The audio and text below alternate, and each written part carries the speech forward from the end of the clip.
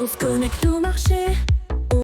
Allez, bonjour à tous, j'espère que vous allez bien. Aujourd'hui, on va parler d'un trade proposé par Bourse Direct. Et effectivement, j'en partage rarement, mais c'est vrai que... Pourquoi j'en parle? Parce que c'est vrai que je ne l'ai pas en portefeuille. Plusieurs fois, mes abonnés m'ont dit Invest ASML, ASML, ASML.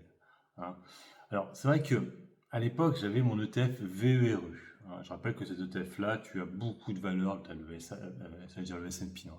Tu as SAP, qui est la plus grosse capitalisation européenne. Maintenant, tu as du Novo Nordisk, tu as du ASML, justement. ASML, j'ai toujours du mal à dire le nom de la société. Et puis d'autres. LVMH, tout.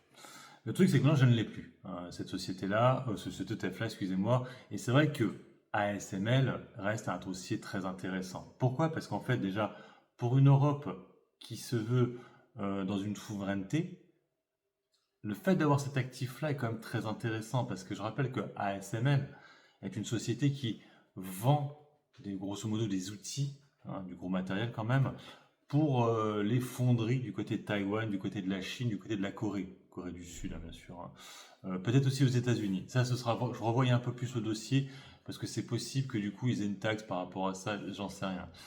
Bref, en tout cas, voilà. Donc en fait, ils vendent du matériel pour, je sais pas, Taiwan Semiconductor et Samsung et compagnie, pour qu'ils puissent produire leurs chipsets et des choses comme ça.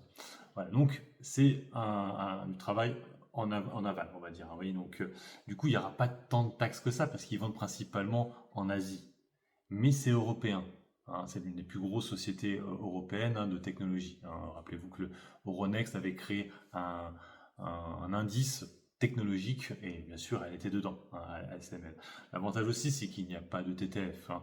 Alors je n'ai pas vérifié, je vous le mets là quand même, parce que je vais vérifier après, s'il y a un dividende. Rappelez-vous que sur le PEA il est ponctionné de 15%. Bon, voilà, c'est que 15%. Je pense que s'il y en a un, il ne doit pas être exceptionnel, ça va être un petit dividende.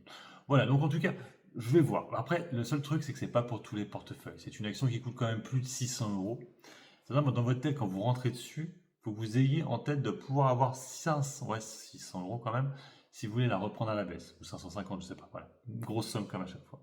Par contre, comme je vous dis, vous ne payerez pas de TTF, vous ne payerez que les frais. Ça, c'est avantageux quand même.